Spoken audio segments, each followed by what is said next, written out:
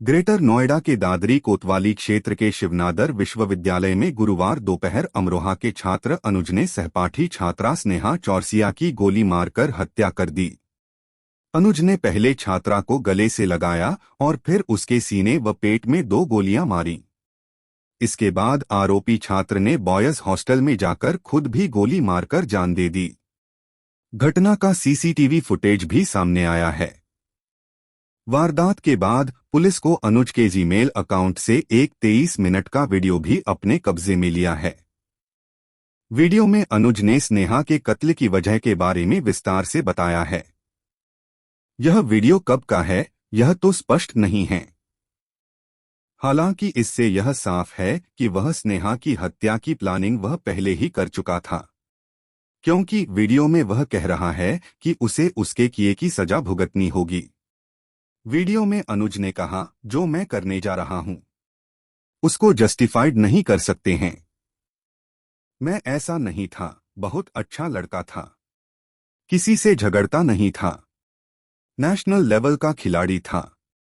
इसके बाद मैं कॉलेज आया, यहां मुझे एक लड़की मिली, स्नेहा चौरसिया। उसने मेरी लाइफ बदल दी।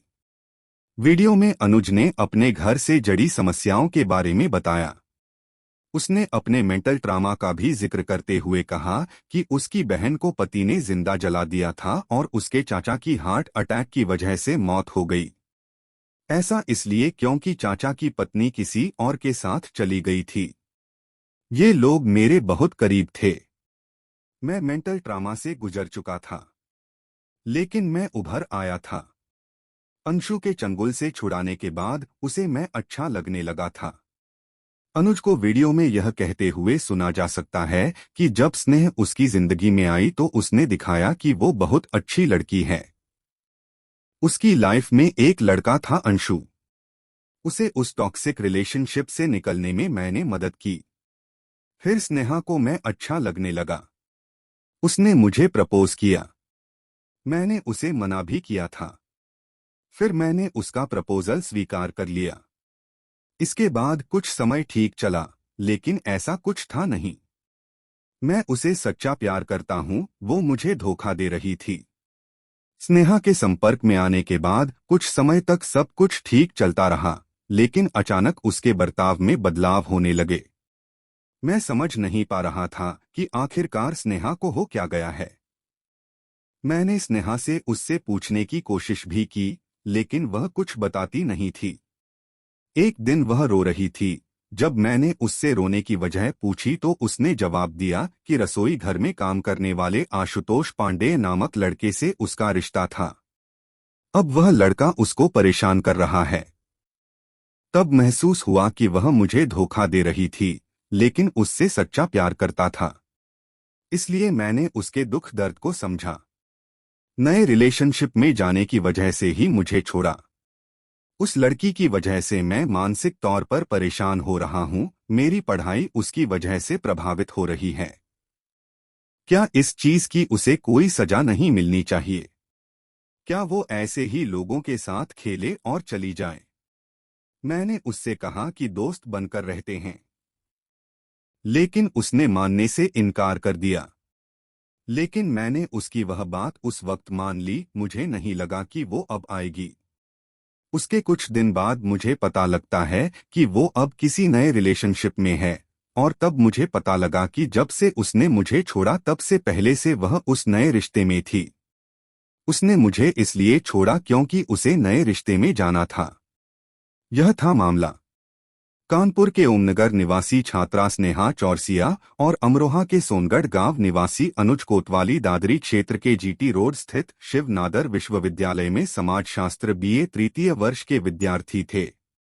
अनुज और स्नेहा में काफी समय से गहरी दोस्ती थी। बृहस्पतिवार दोपहर को अनुज व स्नेहा विश्वविद्यालय के डाइनिंग हॉल के सामने पहुंचे। छात्र छात्रा दोनों पहले आपस में वार्तालाप करने लगे।